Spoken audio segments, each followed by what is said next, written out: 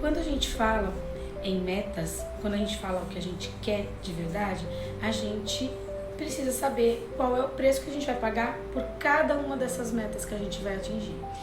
E não só o preço, mas todo mundo sabe o que precisa fazer para conquistar aquilo que quer. Por exemplo, se meu objetivo é emagrecer, eu já sei que eu preciso ir para academia, eu sei que eu preciso ir no endócrino, eu sei que eu vou precisar fazer uma mudança alimentar.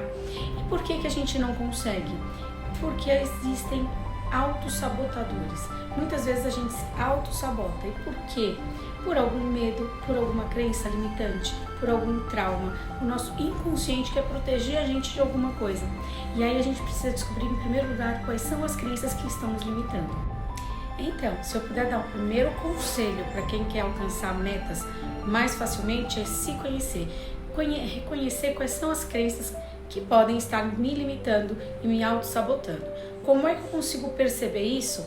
Tudo aquilo que a gente repete muito, ou tudo aquilo que acontece repetidamente na nossa vida, pode estar relacionado a crenças. Por exemplo, eu tenho um histórico muito grande de conseguir um emprego muito bom, adorar esse emprego e alguns meses depois começar a já não gostar mais e aí me desanimar, me desmotivar e querer sair. Ou um histórico muito grande daquele famoso dedo podre, de conseguir um relacionamento e aí a pessoa, o cônjuge ou a pessoa que você está se relacionando sempre tem os mesmos defeitos. E isso é um padrão. Quando eu caio sempre no mesmo padrão, muito provavelmente eu tenho uma crença limitante aí. E aí a reconhecer essa crença é o primeiro passo, para que a gente consiga depois ressignificar essas crenças.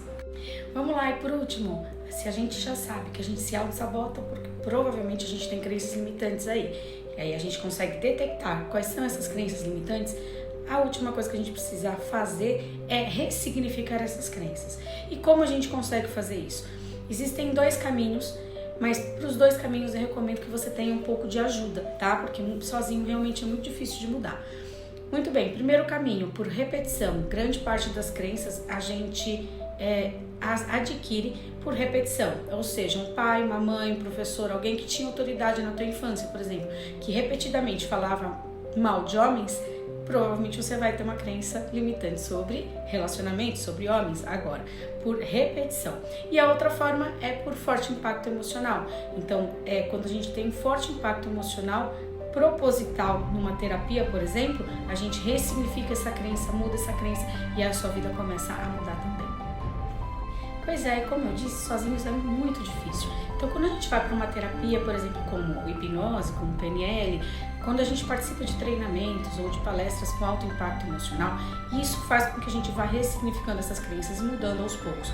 Aos poucos ou rápido, hein? Porque quando a gente faz um alto impacto emocional, por exemplo, em geral, a mudança vem rápido, as pessoas ao nosso redor, inclusive, até estranham.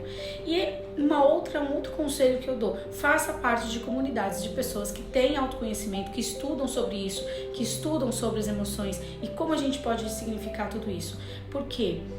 Porque é muito mais importante a gente ter o nosso emocional equilibrado, reconhecer e nos autoconhecer, do que ter um QI alto, altas habilidades ou qualquer coisa do tipo. Antigamente, quando a gente não estava na era da grande informação que a gente tem aí facilmente no Instagram ou na internet, a gente dava muito valor ao QI. Hoje em dia a gente sabe o QE